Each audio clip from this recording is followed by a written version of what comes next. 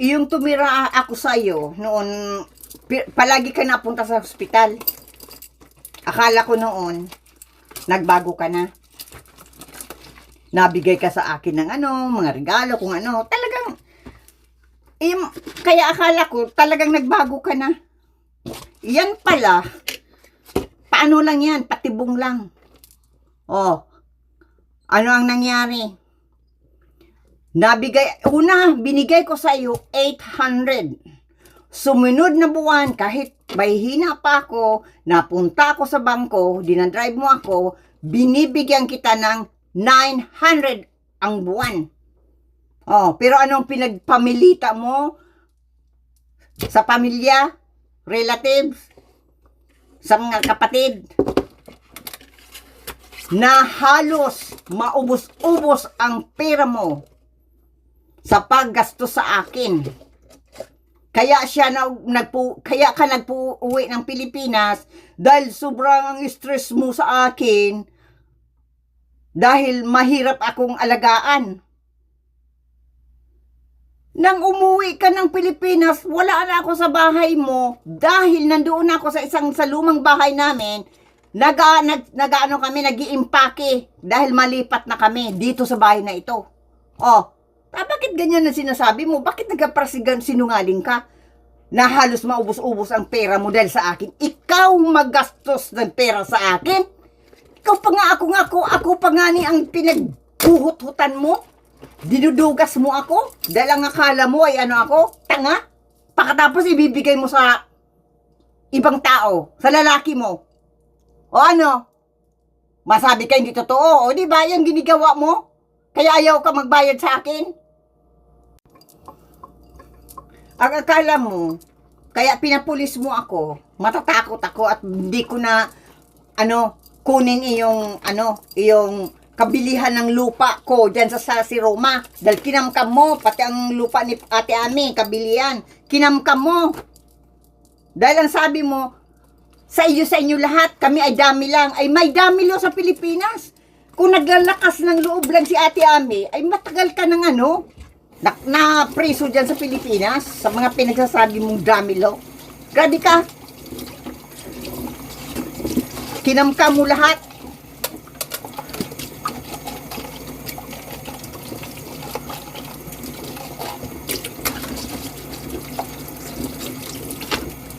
Tapos sino ang nakikinabang ng yung pera na kabilihan ng mga lupa.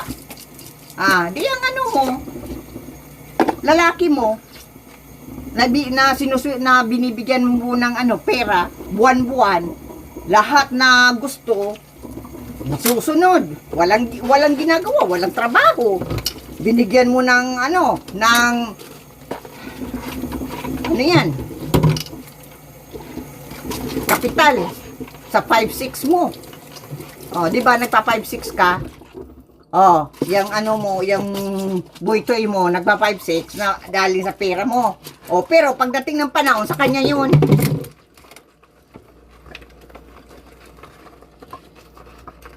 Wala ka naman sa kanya yun. Dahil nasa kanya ang kalangalan. At alam niya ang mga pasikot-sikot na kang mga ng 5-6. Ikaw, pagdating ng panahon, nanganga ka, wala kang wala. Tapos pinano pang kung ano pang mga mo, binigyan mo pa ng tindahan.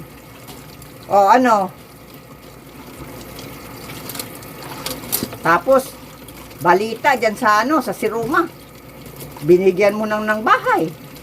At binigyan mo pa nga ng bagong try yan. Try mo yung bike. Pati yung ama, binigyan mo ng bago. Saan galing ang pera niyan? Sa mga kurakutan mo.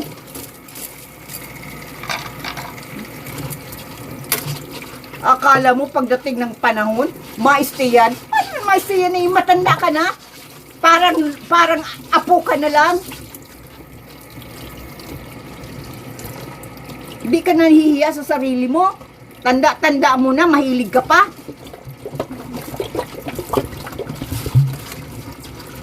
Ayaw, sabi ano mo, ay ayaw ko ng matanda kasi ano, ano yan, mabaho.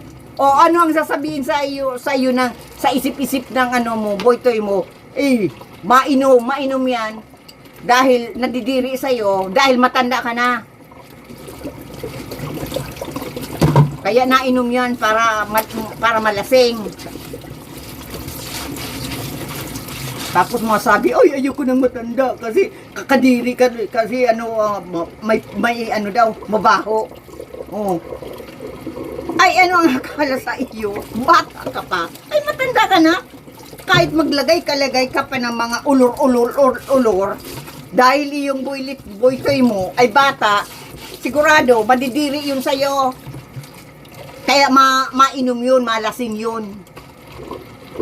Pag nagkausap ka yan ang mga pamilya, siguradong nagtatawa at nadidiri sa'yo.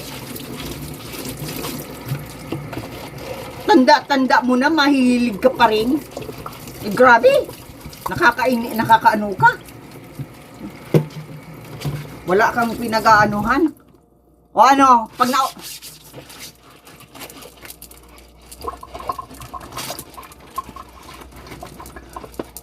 pag naubos yung perang iyan, o ano, malapit ka na naman sa amin. Mapaawa-awa tulad noon. Mautang ka na naman. Yan ang mga ginagawa mo baga sa akin noon.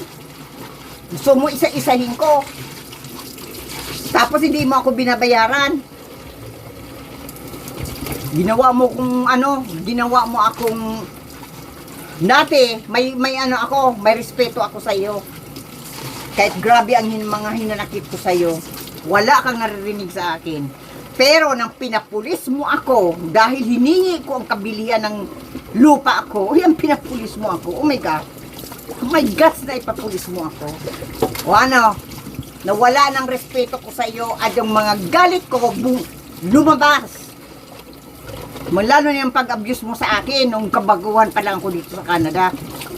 At sinunsulan mo ang una mong asawa, namulis down ako.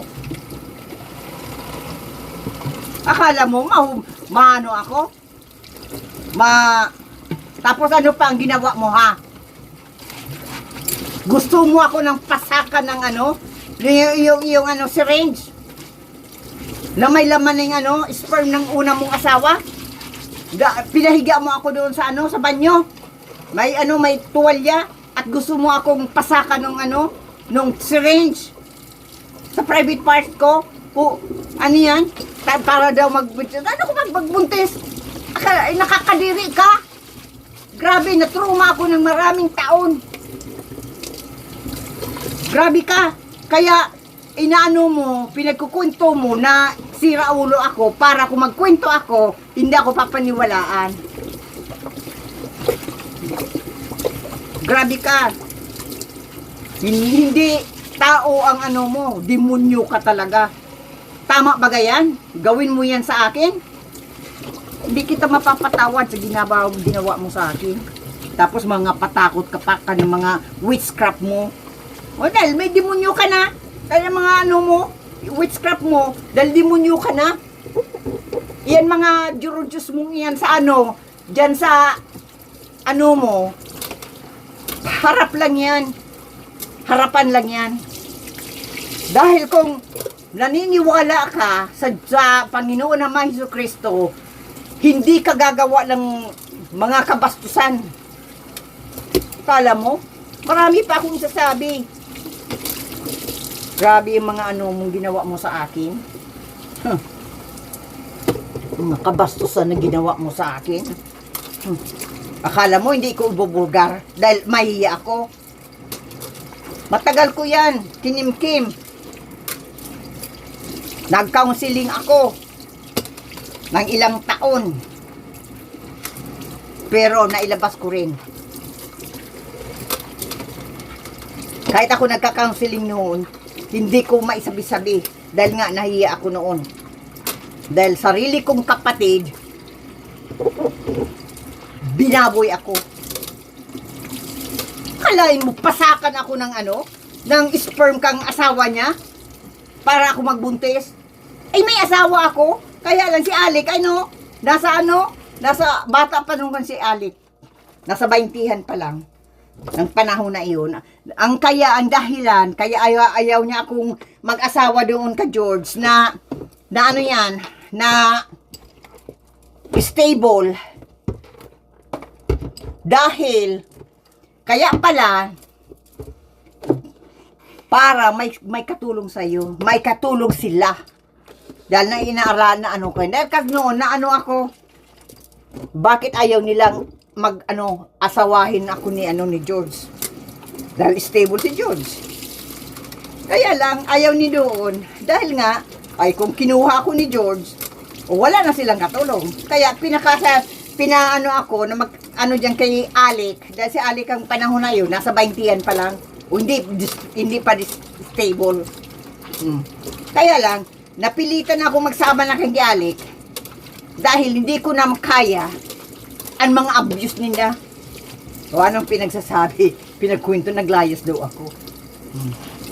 Tapos masabi ka pa, pinaaral mo ako? Ako ang nagparal sa sarili ko. Tapos paanuhin mo na ano yan? Na ikaw nag-aral? Ikaw naggastos ng pag-aral ko? Grabe ka! Walang kailan ka na maging mabuti ang buhay ko? Wala! Lahat gusto mo, ma-destroso ako. Kararating ko lang dito sa Canada, anong ginawa mo? Inano mo ako. Sinira mo ang buhay ko. Na-trauma ako ng ilang taon sa ginawa nyo sa akin ng asawa mo, una mong asawa. Dahil pinag-ano mo yung una mong asawa eh. Sunod-sunudan yun sa'yo. Kaya lang, kang nagsawa na dahil pinag-ano mo na ganyan lang daw. Oh. Di ba? Piniinsulto mo. May tip measure pa ginaganyan mo, na 4 inches lang. Oh. Kaya naghanap ka ng ng ibang lalaki.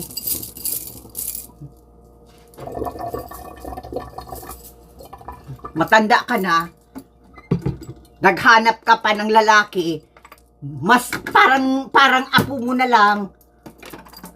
Dahil ayaw mo sa matanda. Yan sabi mo. O ang sinasabi ng ang akala mo, ang alakala mo, mahal ka ng yan, ng boytoy mo. Dahil lang sa pera, dahil pinibigyan mo ng pera. Dahil mahilig kang mag-display, meron ako nito, meron ako. Di ba, nang pinakilala kita kay kay Manoy Res, o ang yabang-yabang mo. Kung mga mo, may bahay ako, may malaki akong bahay, mayroon akong, sa Siroma, na bakasyunan, marami akong lupain. Hindi sinasabi, mayroon kami doon. Sa iyo lahat. Pero wala kang narinig sa akin. Tapos yung na kami, pauwi na, anong ginawa mo? Ininsulto mo ako. Sabi ni Manny Reyes, dahil ikaw ang nag-drive papunta dito sa Vancouver, si Dubi ng drive, anong sinabi mo? Wala naman yan kotse. Hindi naman marunong mag-drive. Tiningnan lang ko ni Manny Reyes. Wala kang narinig sa akin. Grabe ka. Yan ang nagpostahan kami kaya ni Papa. Sabi sa akin noon ni Mama, wag mong ipakilala si Reyes doon kay Madam. Dahil sisirain niya ng buhay mo. Ay sabi ko, baka nagbago na. Saka gusto kong ipakilala yung isa niyang anak na gusto mag-artista. Pero sinira ako. Kalain mo? Dinisplay pati yung pera niya. Grabe, pinakita kay Manny Reyes na nasa ang kwarto